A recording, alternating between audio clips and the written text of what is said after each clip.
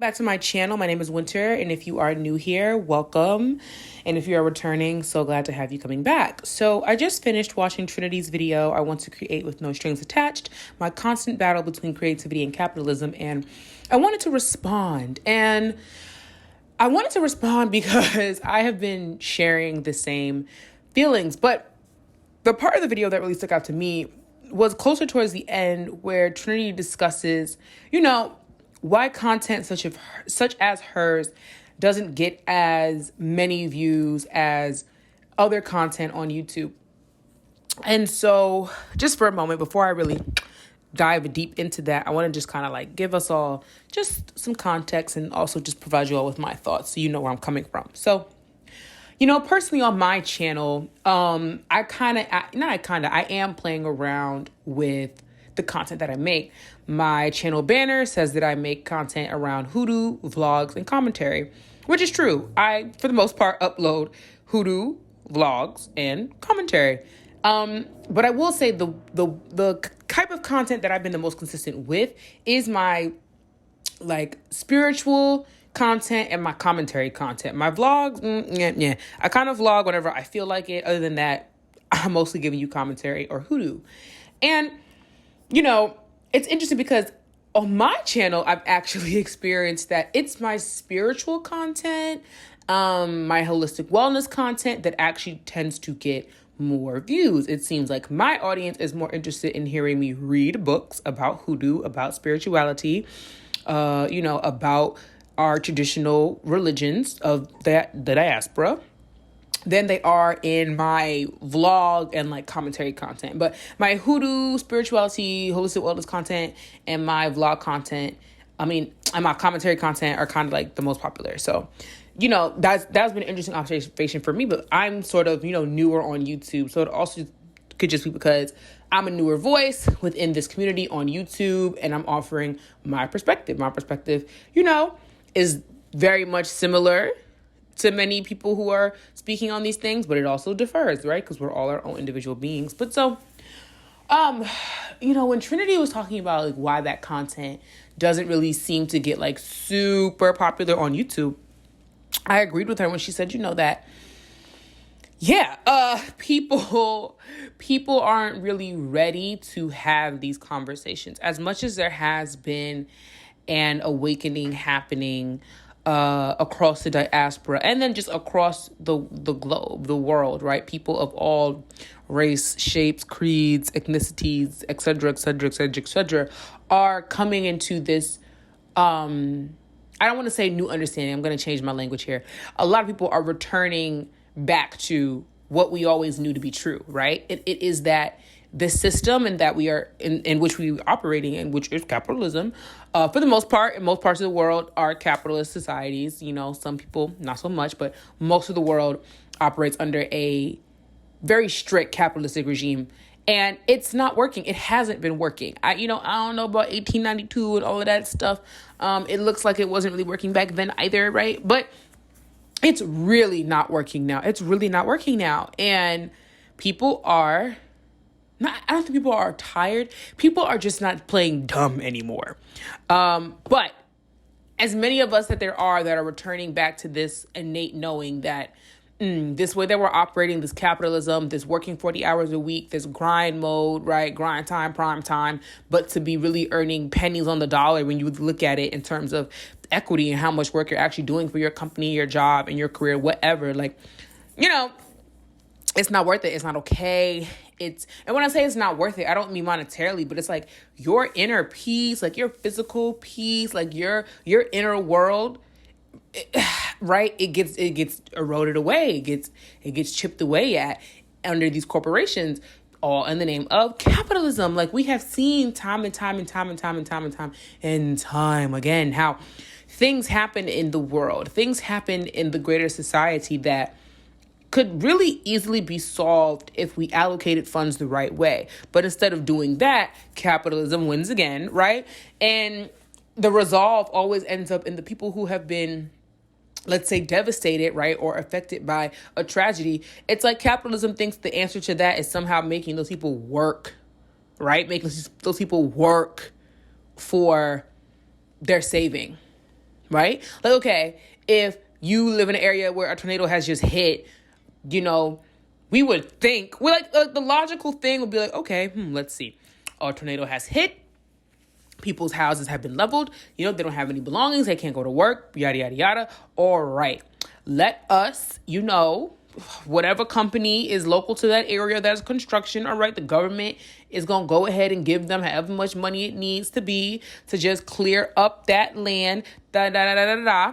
They're going to clean up those lots. They're going to rebuild those houses, going to give them stronger, better foundations. What have we learned? We learned that tornadoes happen in this area. So let us also fortify these structures with, maybe underground, tornado, shelter in their homes, or a tornado shelter room. I don't know, whatever works. I don't know what it's like to live in areas where tornadoes happen, but whatever, we'll do the necessary work to make people as safe as possible as we can from such a natural occurrence. And then we will return these people to their homes. And now we understand that they have been financially devastated. So we are now going to give these people, whatever is equitable in that area for, let's say 2 years worth of living expenses. So if you do the math and we find out that these people need $100,000 each a family, then that's what we need to do. And we're not going to sit here and pretend the money doesn't exist, because money is cloth.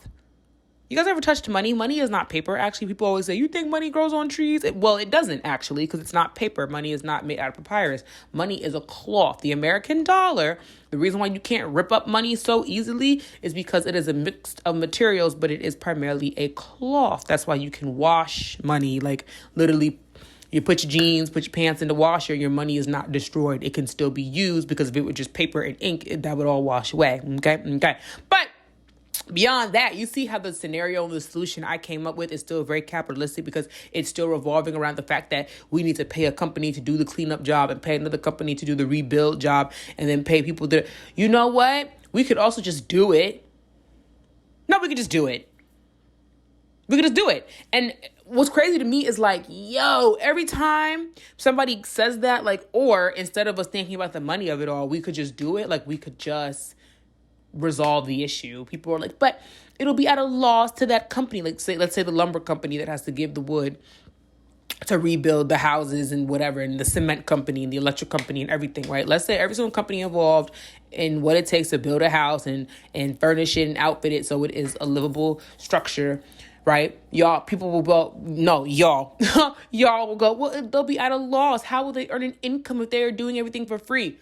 Oh my God, that's what capitalism wants you to do. Capitalism wants you to think that in order for anything to get done, there has to be money involved. Like, people just have to get paid. We just have to, money. You're going to take out a loan. They have to pay us back. Then you have to be in debt your whole entire life for your own house in this land. But babes, people used to really just walk outside and be like, this plot of land looks nice. I shall build a home. And they just built their house and they just lived in that house. Nobody said shit to them. People decided, I like this piece of land. Seems nice. Seems good. Crops are growing here. Got access to water. Okay, not too many big trees around, so I don't feel worried about if a storm comes and a tree falls. I feel like my house will be safe. Maybe I'll put it a little bit further back. Doop, boop, bop, bop, bop. Built the house. Now I live here. Now today, if you were to do something like that, if you were to just go on a plot of land and be like, you know what, this is a nice plot of land, I'll build a house, you would be arrested. They would say it's illegal. You can't build here. You need a permit. You need this, that, and the third. Da, da, da, da, da. And then I know, okay, we get into the argument of, but safety. We require permits because people need to, know what they're doing. And then, okay, look, I get that. Listen, I understand that. We want to make sure people are safe and are building structures correctly or whatever. But I feel like if somebody decides they're going to build a house, they probably know how to build a house. That's just, I don't know. That's just my theory. I feel like if someone decides they're going to build a house somewhere, they probably know how to build it. They probably know what they're doing. I know I wouldn't just go to a plot of land and decide to build a house because I don't know how to build no house. I don't know how to build no house. But people who do that probably know how to build a house. Let's talk about all these people, carpenters and designers and electricians and whatnot, and plumbers who decide to build homeless communities, and they build tiny homes. And the way that governments and the societies, right, that they govern rather tear down those structures because they are not within some arbitrary code than to just allow these people to have housing. You only want to tear down these structures because you can't figure out how to make money off of them. If this home was built for free for a person because they are a person without a home and I let that person live there, right? You say, oh, they can't do that because we don't have the code around this, so we're going to tear this structure down. Why? First of all, if we claim that there is a homeless problem, if we claim that homelessness within itself is an epidemic, then should we not be applauding and celebrating and uplifting and rewarding those who have the skill set to eradicate the issue? Like if they're like that's what's so wild to me about like capitalism. Like it claims that it wants to reward those who work hard. It wants to reward those who are giving to society by way of creating and generating income and putting that income back into the economy, right? Okay, you say you want to reward them, but when people do that, like even if someone builds somebody a house for free, yeah, because we still live in a capitalist society, it was never really for free, right? Like the person who decided to build that house still had to buy the material. So they have contributed to the economy. Like, wait a minute, y'all want to punish people who probably spent hundreds of thousands of dollars building like 100 tiny homes because what? It's not coded, it's not permitted. Babes, these are professionals. Like these people know what they're doing. They have their licensures. They have their certificates. They have everything they need to build these structures. But you're just mad because people with the actual skill set said, okay, instead of us like waiting for someone to like actually put forth the legislation or the call to action to house people, we'll just do it because we can house them. Right? Like the homelessness issue is not even an issue that has to really do with people who just don't have housing. It's a fundamental like societal issue with capitalism. Like this land is abundant. This planet is abundant. There is enough space on this entire planet Earth, to house every single human being living on this planet. Every single human being. There's no reason for any human being to not have housing. Housing is a basic human right. Yet, we want to take money over basic human rights. Like, people really rather fight to keep spaces vacant and open and be paying taxes on that than to just make it housing, because it doesn't bring them profit. And it's like, must everything be about profit? Like, why do we want to profit off of everything? Like, why do we want to profit off of everything? Like, even being a YouTube creator, like, I totally get what Trinity is saying, where she's like, I really just want to create content with no strings attached. Like, I want to be able to just talk on a video, make a video about whatever, edit that video, have discourse with the community I've built, over on this side of YouTube, and just have a good time. And what I earn from that, I earn from that. But like, YouTube itself starts off fun, but like once you do reach a certain level and start earning a certain income, yeah, you start to feel beholden to certain standards and expectations and stereotypes. And when you see that your last video, it doesn't perform well, it's not performing, 1 out of 10, you feel horrible and devastated. But it's like, bro, why? What does that even mean? What does that number even mean? The number, at the end of the day, a video can be performing as 10 out of 10. Your recent upload can be performing as the 10th video out of your 10th video. It can be performing number 1 out of 10. But at the end of the day, if you are monetized, that video will generate you an income. So why do I still feel so bad about still meeting my need, which is creating content that will bring me income? Okay, maybe this video brings you less income than the others, but it brings you income nonetheless, does it not? Right? We always love to say every dollar counts, every penny counts when we're crowdfunding. Okay, so then like literally apply that to your life. Yes, this one video you upload you might have thought it was gonna be a banger and it was gonna earn you, $5,000 like the last video did. But no, this video only earned you 1,000, bro. Okay, so what? It earns you money. Like, let's be happy. But we can't be happy. We don't feel happy because of capitalism. Capitalism makes us feel like anytime we are not making more than the last time, we have failed. When I thought the goal, honestly, should be just to be earning, right? You need to be earning to afford your lifestyle, whatever your lifestyle may be. If you consider it luxurious, if you consider it to be an exorbitant, or if you consider it to be just, meeting your needs or whatever, you still need to earn. And I'm somebody who has definitely made a lot of content, I feel like, around the fact that, like, I don't feel like people should have to earn a living. I really don't. I don't. I think if you want to earn a living, that's cool.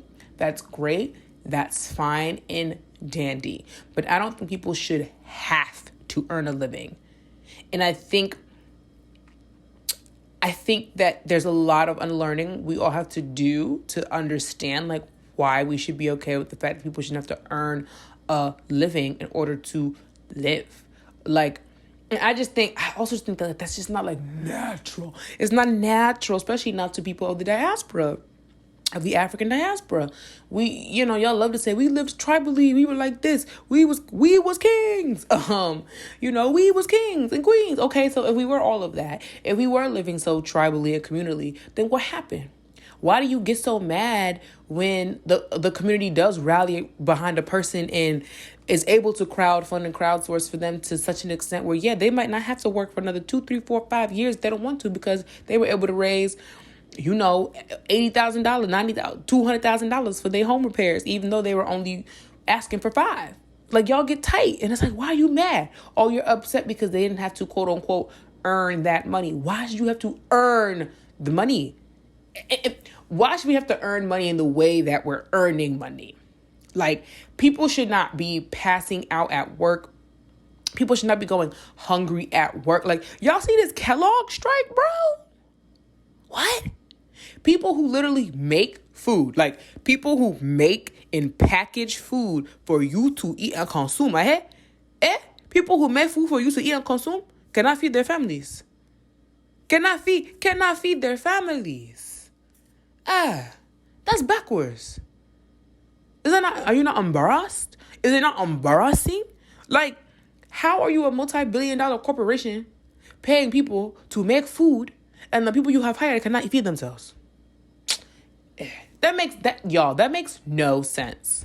That makes no sense. And the fact that there are people who are literally asking for economic punishment to those who are on strike. People who are like, everybody who's on strike, they should get fired because they should be happy to have a job, especially with everything going on in the world now. People should just be happy they even are employed. No, they shouldn't. People should not just be happy that they are employed. No, they should not. No, they should. Actually, yeah, you know what? Yeah, take a look at everything going around the world. So this company should be glad that anybody even wants to work for them. Because if we really were going to be a radical society, if we really were going to a revolt, everybody who has a job, no matter what their job pays them, I don't care. You could be making 6, 7 salaries. Everybody who has a job, if we were truly in solidarity with each other, everybody would be on strike. Everybody would be on strike in solidarity. Okay. Why won't you do that? Why won't you do that? Because we are not ready as a society to give up our individual privileges for the benefit of the collective. It's true. We are not ready as a society to give up our individual privileges for the benefit of the collective. Because a truly, truly radical listen. I do not say this without critiquing myself. I don't say this without critiquing myself. Okay. I'm not on strike, right? Like, because I got bills to pay. All right. So we get it. I'm guilty of it too. But self-awareness. Self-awareness doesn't mean I can't critique a system. So But if we really were truly radical, if we all were comrades and supporting each other, we would see this Kellogg strike and we'd be like, oh, damn, Kellogg is on strike. Me too. Like, you could work in a whole different industry. You could be in technology, art, a teacher, whatever. We could be like, nah, one of us goes on strike as a worker, right? As a non-self-employed person. If you work for a company, corporation, business, whatever, as somebody who has been hired by another, like by a business, by a corporation, who is working, who is earning a salary or an hourly wage, we would be standing in solidarity with our other brothers and sisters and people and siblings who, you know, are fellow human beings, okay, who are on strike. We'd be like, yeah, they're on strike, so I'm on strike. They're not making enough money, so you know what? I'm probably not making enough money, actually. Like that, like when you really wrap your head around it, people are making you food and they cannot eat for themselves. People are making you food and they cannot eat for themselves. That's crazy, boy. That's crazy. And the food waste in this country is like disgusting. Supermarkets all over the world, really, at the end of the day, throw out so much food that's perfect. It's perfect. It's not expired. It's not bad. It's not tampered with. It's perfect. They throw it away because it didn't sell. What? That's capitalism for you. Like, that's capitalism for you. They throw the food away because it did not sell. Is that not madness? That's not madness. That's madness to me. That's madness. Why are we throwing away perfectly fine food? Because it didn't sell. It didn't bring me profit. And so, instead of me going, okay, at the end of the day, the food that I did not sell, because whatever the rule is, I don't know, I don't work in supermarkets, but I know there's some type of rule, so I've heard, or law or something, but basically, like, if the food doesn't sell and it's been sitting on the shelf for X amount of days, okay, it has to get thrown out to make way for the new shipment or whatever. Okay, cool, fine, whatever. I can respect that. But I can respect that if it means all the food we're going to take off the shelves that's not expired and is nowhere near expiration date, right? We donate. We give away the shelf. Like, you know what would be radical? If supermarkets, at the end of the day, right before closing, if what they just said was like, okay, at the last hour, all the food in the supermarket is just, if you want to keep with capitalism, now I say it should all be free, but whatever, y'all want to profit, so let's profit. Everything in the supermarket is half off. Everything you see is half off, or not even 75%. Everything is 75% off, because y'all know at the end of the week, y'all have to throw it all out anyway. Okay, so problem solved. But really, what really should be happening is the food should be given away.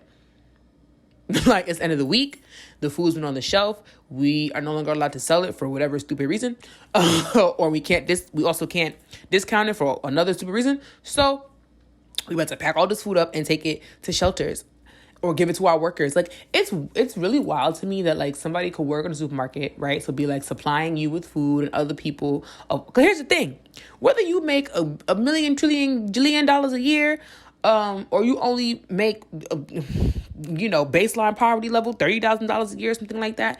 We all go to the, like, Beyonce has to go to the supermarket. Okay? Rihanna has to go to the supermarket.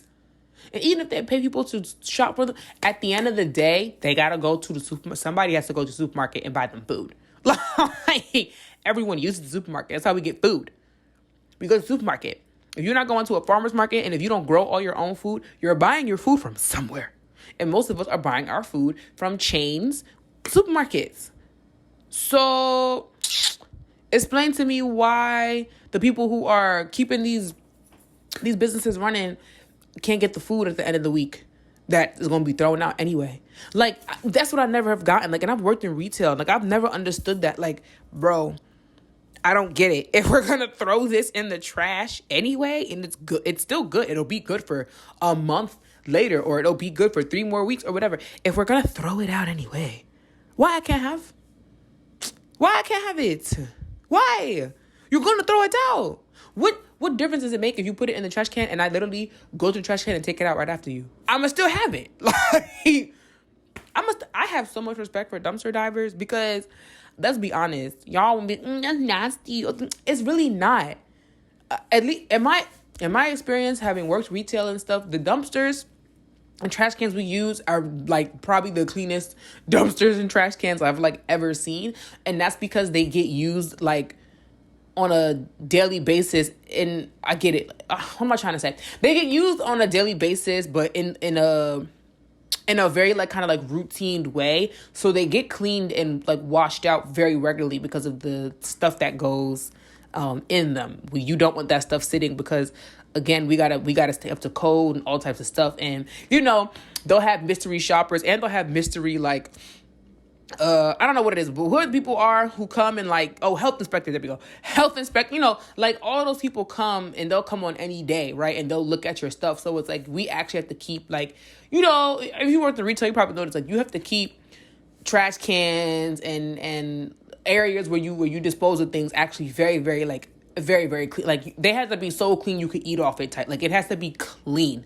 Like even though it's a trash can, it has to be clean because like, you don't want no cross, nothing, right? And like, also people do come into the store, supermarket, whatever. Like, it's also about the way it looks. This is a tangent. But my point is like, people who dumpster dive, trust me, babes, that dumpster is not dirty. Like, the Whole Foods dumpster is not dirty. Like, I promise you, it's pretty clean. Like, they wash it a couple times a day. Like, they have to, because let the health inspector come by and a rat jumps out of that thing. Whole place is getting shut down. Like, whole place is getting shut down because the rat could be inside of the Whole Foods. So like, you don't want to pest issues. Like, you have to keep places clean. So, Trinity's video like really, really, really just really resonated with me because I was like, girl, I feel you, bro. Like, I feel you. It's really crazy how capitalism has a hold on us, and like even something as supposedly and supposed to be really carefree and fun and all that stuff, YouTube.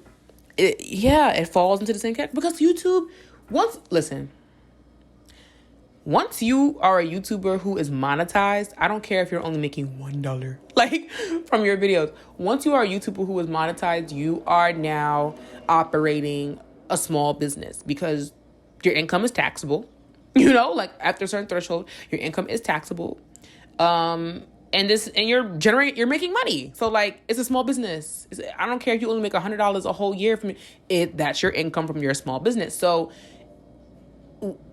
it's not a hobby anymore. Like, you can still tell yourself it's a hobby, but like, baby, it's a hobby that earns you an income. So it's a business. And like the way it works in America, again, that income is taxable. So this is a business. This is money. This is, because it has the potential, right? Always to generate you more and more and more and more and more of an income. So I know my thoughts are kind of like all over the place, but this was not scripted because like I said, I was responding and reacting to Trinity's video. So in no way did I even want to give y'all like a scripted response. I really just wanted to be like, bro, here are my thoughts. Like here are my thoughts. Here are my thoughts. Like I really feel like that radical renouncing of capitalism is going to be, it's not impossible, but it's going to be hard. Like we're going to have to do things like when people at Kellogg go on strike, we all got to go on strike. The workers, like the part of society that are workers, right? That are earning hourly wages and even salary, like workers, you don't own the company you work for, you don't own, right? Like we have to all go on strike too. Like we have to be like, nah, like I'm a part of the worker society. I'm a part of the worker, I'm a part of it. So if one of us is dissatisfied, all of us are dissatisfied. But no, we have such an individualistic mindset that it really is destroying us. And it's why capitalism is winning. Like, it's as much as we argue and know can theorize and conceptualize how horrible capitalism is, how many of us, I told you, I'm even guilty of it myself, because how many of us are ready to do things like that? How many of us are ready to be like, yo, anytime somebody of the worker population goes on strike, I too, like, will go on strike. Anytime somebody of the worker population is not satisfied with their treatment and their wages, I too will be in solidarity with them. The solidarity has to go outside of performance.